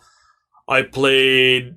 I rolled it in the game, so I didn't practice 2-3 days, whatever. But they did like intense therapy, whatever, and then I played with like a swollen like this ankle, like the next game, and so he was. I was averaging most minutes in the conference, and he just never wanted to put me out of the game. But like it took a toll on us. Comes playoff, man, we were all just the team they were like easily beating by 20 beat us in a first game of playoff. Wow, a team you should be beating if you're all healthy. Easy, and everything's, easy winning. Like if we were fresh and stuff, and if we were little, like for example, if he allowed me to shoot, like and like not just me, like the assistant coaches were like begging him, like let him shoot. It's not even about like a percentage. It's just like he can be effective, let's say, in assisting and creating plays for others, because like if they don't, and that's what happened in a lot of games too. Like and I felt like shit, for example, playing. Like it's so deflating and hard to play like that when the guy like backs off of you, and like I knew I could hit shots and stuff, and like but and that's another thing. At that point he goes like, but we'll shoot it. But I'm like, well you brought me to a point now where the guy is like daring me, like go ahead, right? Yeah. And now it's like I'm like pressure got from everywhere, like, and it's a total different game. Instead of you like letting me from the beginning, like I never like I never was a guy who's gonna force like 30 shots just to shoot him. Yeah. Like we had a guy who went like 2-3 games in a row for like 1 for 13. And like he goes like he's our shooter. I'm like, what the hell, man? I can do that with my leg. Shooting bricks? Yeah, I can shoot it with my leg like 1 for 13, man. That was the Yeah, thing. of course. But I wasn't allowed to shoot. But he wasn't second guessing himself. He was just pulling up. But it was strange. Yeah. Like that's another thing. Like the way that we played. I guess I don't know if other teams played like that. I can't speak for other teams, but it was like, okay, so I was the only one allowed to like do stuff with the ball, right? Right. But then we had another guy who was like, oh, you're just a shooter, so like you just like run from point A to point B, and like when you catch it, you shoot it. But like you can't put it in the dribble. Wow. And so it was kind of like we're all kind of limited in our own Right. little spaces, right? Like, oh, you do this, That's you so do this, you stupid. do this. And I felt like, man, like this is so... There's so many times, for example, I see the guys, because we scout each other and all that Sure. stuff, and like they overplay plays like that we play. I'm like, man, there's so much room to like break off the play and like Yeah. go do something. But it was like, nah, You gotta be finish the play. Like, and then, narrow-minded, then right? if the play doesn't work, for example, he like blames you like, that's because you didn't run sharp enough or something. I was like, no. Like I was just waiting over there, Yeah. right? This was the last year then. Were you thinking anything like long term at that point? Were you thinking like, damn, I really have the best year. I need to think about my future now. I did think like a lot. And, Like yeah, I need to have a best year, so like I'm like he doesn't let me shoot and all that stuff. So I'm like I'll excel in the other areas, right? And another thing, yeah, like above me, I was like, I'll take what you give, if you will, right? Like Yeah. so like I'm not gonna say like fuck it, I'll quit. Right. I'm like, all right, like I can excel in assists. So like I was really excelling as that. You'll adapt. I mean, like I said, I was 16th nation. I was nominated for a Bob Cousy Award. I was like among the top 40 point guards in NCAA. Yeah, coach was promising me like, oh, I'll hook you up with the agents afterwards and all that stuff. So I'm like, okay, I'll do what you ask me to do, but then I'm expecting some help afterwards, Sure. right? Like, and so like when it happened, when we finished the. I started working on tape, like trying to get in touch with agents, like, and I started asking coach, like, coach, can you like hook me up with NBA camp and stuff? And he's like, yeah, why don't you ask coach? Whatever, right? Like, so he was kind of like just kind of brushed it off to another Right. guy. He wasn't as worried now because now you're gone. Now he's already working. Pretty Is that much, why? like, so Yeah. I'm like, I'm a goner at the point. Right. Why would he help you? I got new guys coming in. I got to I think mean, about like that a little bit more. I think he could have put a lot more effort, like for both me and the other guy, my teammate. Right. He could have like. I think he could have Could've tried at He least. could have done a lot more Yeah. for us. So I ended up finding agent on my own. I made some mistakes in selecting agent. I had a couple options. Like I probably went with the worst. But like I mean, now it's easy to say Yeah, from it's this easy, perspective, isn't right? it? But then it sounded good what he was promising. He was promising me. It was like I have a empty spot in Tour of Poland, right? That was a Tour of Poland. Then was like a ULEB Cup, like it was like a second or third best league in Europe. Wow. And I was like, all Why right, not? great. Like Yeah. I'm like, it's perfect opportunity for me to go and shine. But then I go like same thing, like go whole summer, like I work my ass off waiting for like a tryout. I'm like, hey, what's happening with Poland? Yeah, just wait. Just wait. So it comes August. I'm like, most of the guys already have teams. And I'm like, that professional life is grueling, man. Summers are just nerve-wracking, man. Yeah, because you're in limbo. You're stuck. You're not. You're in your stuck. You're practicing. You Yeah. play these pickups to like all that stuff, but you see other guys getting contracts. I was shit out of luck, man. Like it's just like ever since I was 16, like my luck in Yeah. basketball was just like shittier and shittier, if you will, right? So that year, for example, I go, this guy's promising first Poland, right? Like that didn't pan out. Then he's like, all right, I'm waiting for this Germany thing. Like that didn't pan out. I'm waiting for start naming like countries, this and that. None of it comes out. Man, October comes, the leagues are starting already, Yeah. right? And you got no. You got no. I got contracts, nothing, yeah. man. And I'm like, what's going on? So like I started contacting other agents, right? And so this guy from Serbia was like, yeah, I got this team in Kraljevo, right? They're in a desperate need of point guard. They got nobody. Owner is my friend, blah, blah, blah. I'm like, all right. I go next day, I travel there, I sign a contract. I show up at the practice, coach is looking at me like, he's like, you're not a 3? And I'm like, what do you mean?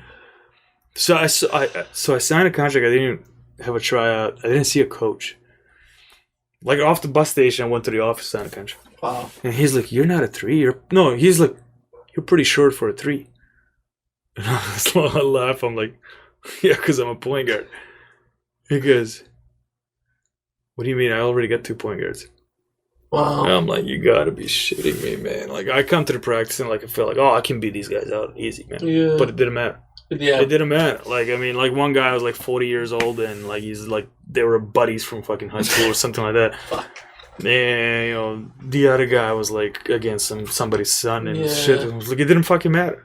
You So picked I'm out like a team that already had an established I'm fucking players, like I'm yeah. sitting on a bench. So like I'm that year I'm like I cannot believe what's happening to me, man. Like I'm like am I like is somebody shit on me? Like like you know what did I do? How old were you? This was like you're coming out of College 23, 22, 23, wow. something like that. Coming up from Division 1 to being on the bench in some fucking, Yeah.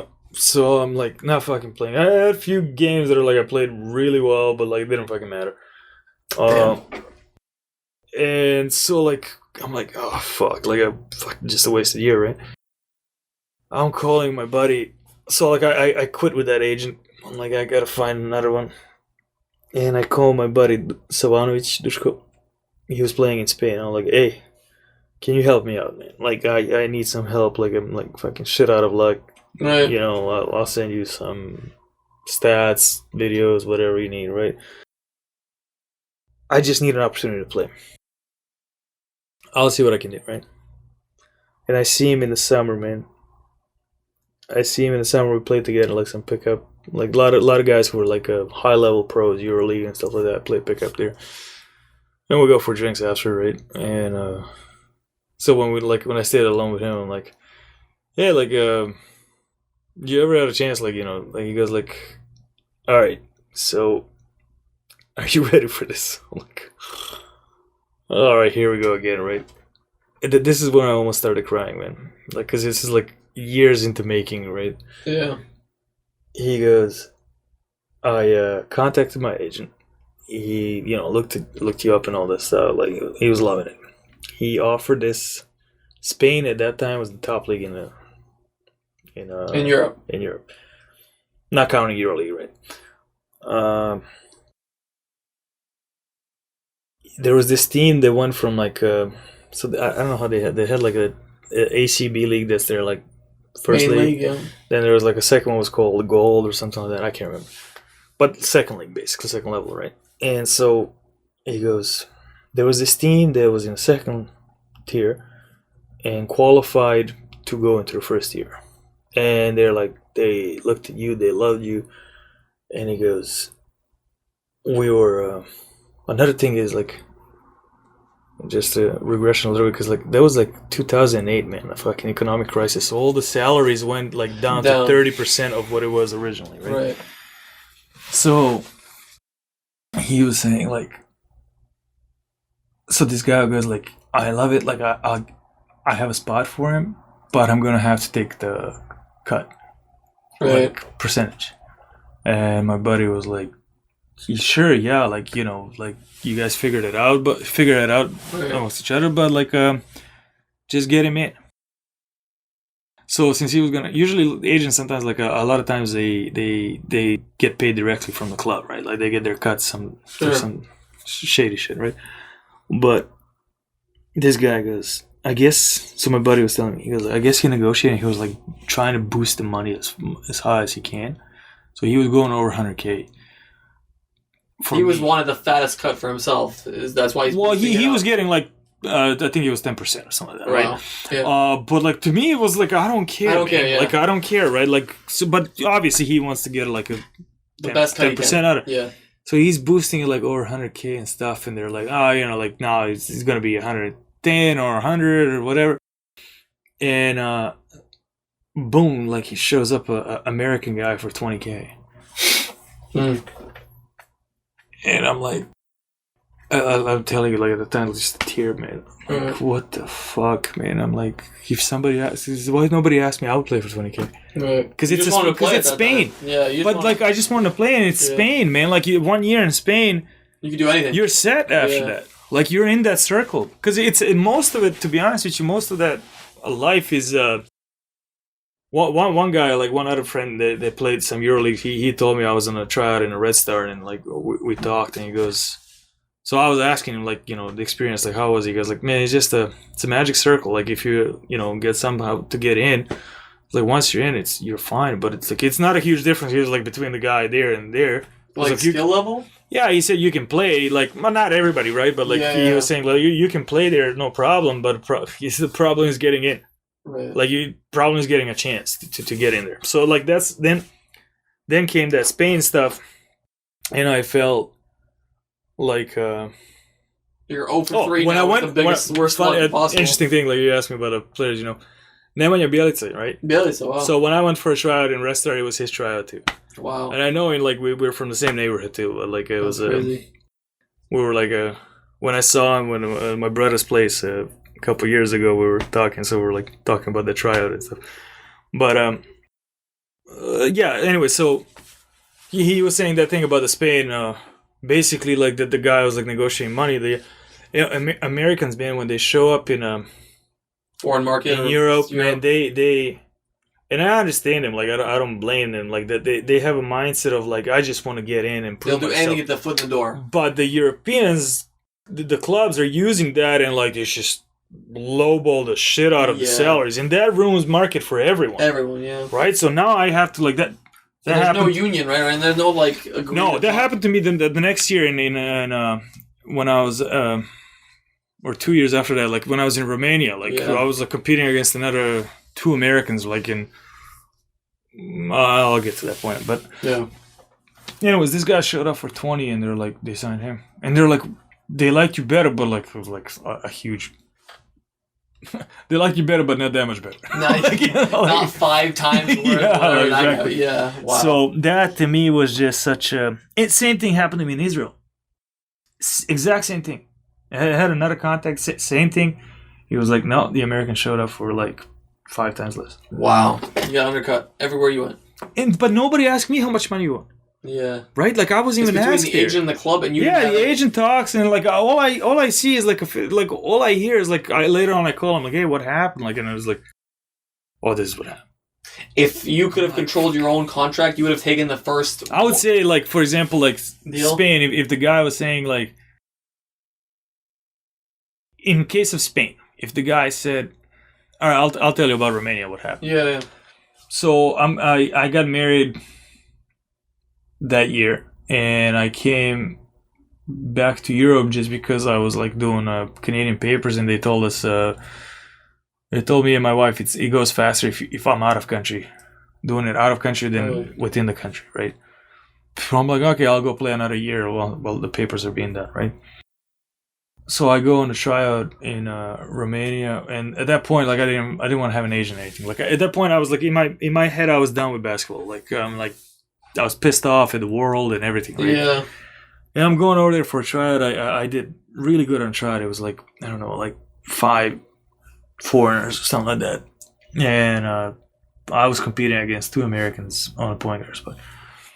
And so they want to sign me. And we're talking some money, and they go, I was like, how much you asking? I said some number, and they go, well, Larry's going to play. No, like, you're too expensive, like, or something like that. I'm like, that's what I'm worth. Yeah, I'm like, I don't care. Like, I don't want to go lower than I went last year before that. I'm like, I'm already like, I'm fine with not playing, right? Yeah. Like, I kind of felt like, I don't care, like, because I was at that point in my life. And so that kind of probably gave me a negotiating advantage, to be honest, because I didn't care. Yeah. But they go like, well, Larry's going to, like, Larry would offer $500 a month. And I go like, I like, what? Well, I'm like, I don't know what to say, guys. Like, sign Larry, and I picked up and left the office. Like, I'm not even like, this is not even like, get a better job at McDonald's. Like McDonald's job, yeah. And I'm like, so no, I picked up. I said like, hey, thank you guys for the opportunity. You know, like, and I left. And when I grabbed the lunch, and I'm like, I'm gonna go to a hotel, pack up, and go home. Yeah. They call me back. And like, all right, we'll sign. Wow. But so that was the last year in Romania. But that was the thing. Like the guy was like, I'll play for $500. I know some guys that like played with me in Romania for like $600-$700. That's crazy. Or the top scorer in Romania, this dude, American too, but like he was the top scorer 2 years in a row. He was playing for like $1,000 a month. Yeah, and like his teammates, I knew his teammates were getting like 5-6K a month. And I'm like, what the hell? Like, I've been told as soon as I finished college, I came home and I spoke to my friends who play around Europe and stuff. Yeah. And they told me, guys, like, man, Americans crushed the market. Crushed the market. Like, not to mention, like I said, because of the economic crisis, everything is down to begin with. But he goes, like, they just play for nothing. They don't like, care about money. There's so many of them. You cannot compete, man. Yeah. Like, you know, there's some minimum wage, if you will, like you're gonna play for. And so that's what happened. And then I saw it firsthand, man. Like I experienced. That was my experience. Like that, I almost ended up in Spain. I didn't. That was my biggest. What's the thing? None of it I controlled. Is there anything you could have done differently? Nothing You could have. I'm telling you, it's just like. Even if you knew everything you knew today, the biggest thing, nothing you could have done throughout my life, like all these things that happened to me, I had so little control of. Right. Like only control I had is like here and there some games I could have played better here and there. Yeah, that's a marginal thing though. Marginal thing, like, but like my luck in terms of like events around me, like the the larger picture and like who was in control of a lot of these things. My biggest regret is that I got pushed in the first place to go to the States. You should have stayed in Europe. And I had no control. I thought that was my only option. It was a great decision by me. Yeah. Like in the long term, like from today's perspective. But to this day, I am upset that I was being pushed into that position. Yeah. If everything went the way I deserve, I would have played for national team. Because a couple of my teammates from that team, I'm not gonna talk about it, but like who they are, but they ended up playing a national team. Right. They were my competition that I was like easily beating out, easily had no problems, right? Like even after 2 years of mind fucking. Right. This is the scariest thing about basketball because Stefan Sabera, he played in Europe for soccer. Literally, we had this almost similar conversation, me and him, and a lot of things are very like I'm saying so many. It's coach felt like this. Coach thought this was the best thing to do. Oh, he stopped playing me out of nowhere for no reason. I'm like, what? Like I can't. But what do you mean? Like if you're doing the best, but you're the best, you're best in your team. What do you mean he's not playing you? What does that? What does that mean? He's like, well, there's this other guy, this Hungarian. It's a Hungarian club. There's a Hungarian guy. Like, dude, this is so much out of your control. I thought maybe naive was like, okay, just talent. That's it. You just gotta work hard. Talent. You can always get. There's so many things in this thing that you can't even believe. Yeah, you cannot even believe. Like I mean, in a long term, like everything that happened to me, like what I went through, how I dealt with certain things, like same thing happened to me in France. Right. Like I went to France. I played like I was supposed to sub. It was like first it was a month contract. Some guy got injured at point guard. Like I got in 1 month. We had 5 wins. Wow. Before that, they were like losing, whatever, like something like that. And so we like got up like higher, and so they extended to the rest of the season. So like when that guy Jerome, like when he gets back, like we're gonna push him at a 2 because he's really more of a looking to score than be a point guard. He like all these promises and stuff. The guy comes back in, man. Like I'm not playing 1 week, second week, third week. I'm like, hey coach, like I start nicely, like. What's gonna? Am I gonna fucking play? Like, yeah, of course. Like is Jerome gonna go on 2? Like what's going? So at first he's lying to me, right? Like lying, making these promises that he's not keeping, right? And then like I started going like, well, you told me. Like I started calling him out on like, and I'm doing all this private. I'm not trying to call him out in front of other players. And I'm like, well, you told me like, we spoke last week. You said like, it's gonna change. Then he started like, turning it on me, like as if it's my fault. Yeah. I'm like, my fault? Like I'm not even fucking playing. Like, like what can I do wrong? Well, yeah. Court. So like my agent calls the guy that brought me there. He goes like, oh, like we were talking. I call him actually. I'm like, hey, like I don't know what's going on. Like, can you call the management or something? Like, see if there's some problem. Calls the management. Was like, no, we love him. Like he's great. We don't know why coach doesn't play him. Like basically, like because they extended me, the owner wanted me to like to stay the rest and then like continue maybe next year. And I'm like, great, I love it here. Like I want to continue. But coach is for some fucking reason not playing me. But coach was a pussy. Like pardon my language, but like he was a pussy. Like that one player wanted to beat him up in a halftime. Like he's like, any coach would cut that guy. Never, but he like, cut them. But that was the relationship that he had with like not just that. Several players just like cussing the fuck out, like no respect, no respect, right? But then he was like trying to act like a tough guy at me. So like I started very respectful, but then like when you were like fucking me, like lying to me for like a lot, then I started like going at him one time. Like we got in a huge fight after practice. And he was like something like threatening me, like, "Oh, you're done." I'm like, "I'm done anyways. My visa expires, man." He was like, "You can't threaten me." Yeah, I'm like, "What are you threatening me?" Like, it was like, "You're fired." No, I quit. Right? Yeah. And so that's kind of what happened. Like, I mean, the owners and all of them were like really fair. They paid out the rest of the year. Like they were really fair. Like they apologized the way he was treating me and all that stuff. But like. Again, just a shitty luck. Like, if fucking ran into a fucking guy that, like, an idiot, pretty much. You hear stories of, like, oh, this small little thing helped me, and then I became this and this, and then you could also, you don't hear many of the stories where, like, this small thing happened here, I lost this, and now I went down a spiral, and then it kept going. And it was just...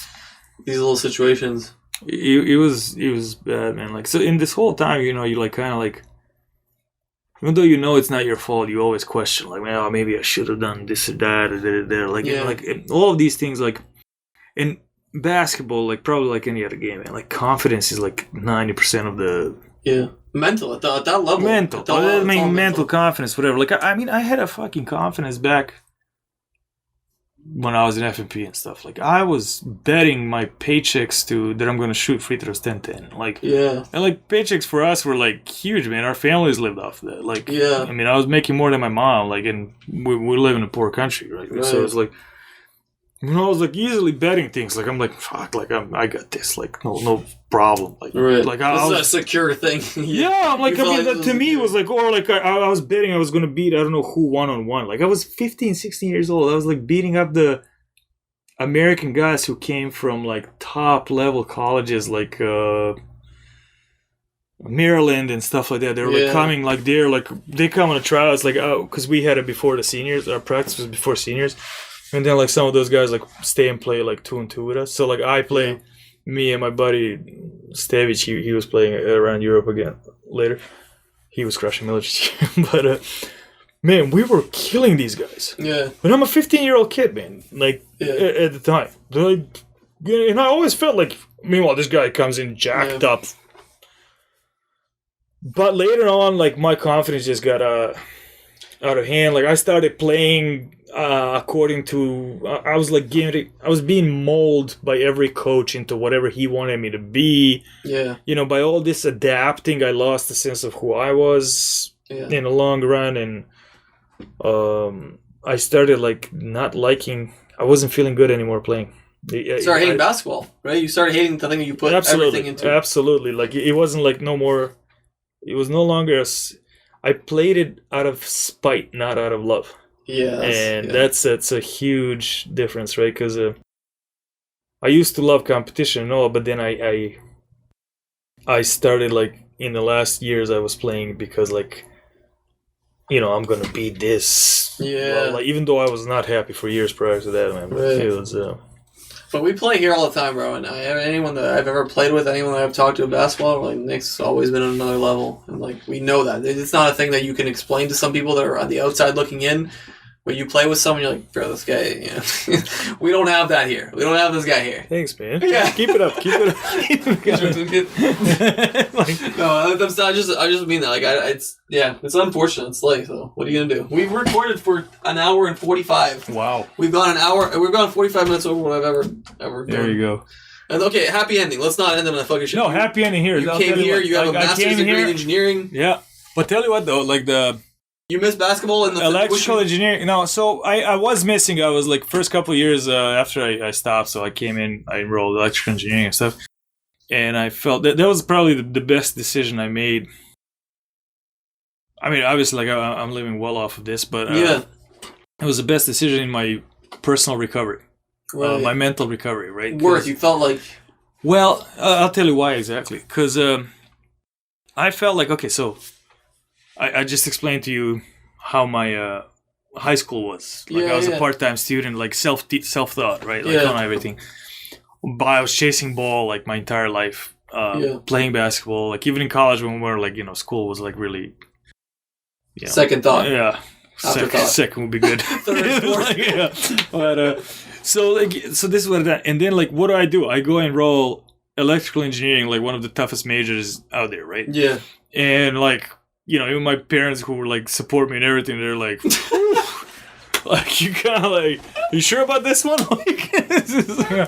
So, but my wife, she was extremely supportive. She was like, "Oh, hey, you'll kill it, right?" And I'm like, I don't really believe it, but okay. If you're sold. But what helped me really was even when I started playing basketball here, we were playing first at Riverside. Like I still felt a baggage of my past life, right? But then as I was excelling in electrical engineering, I started getting that original confidence back, that I can do anything I want to, really. Like I had that crazy confidence about fucking anything, right? Yeah, and like I was great at school and basketball, like, but it wasn't like because I just felt like I can do this. Like you're a competitor. It is that spirit, I guess, that you have about things and stuff. So when I was proving right away that I can do really well in engineering, right? Like, and especially like in a major that I said, like, it's like had nothing to do with my past life, right? Like, I had no background that would lead me into this, right? I was surprised they allowed me to enroll, right? But the only reason they allowed me to enroll because I had a degree from Morehead. Wow, yeah.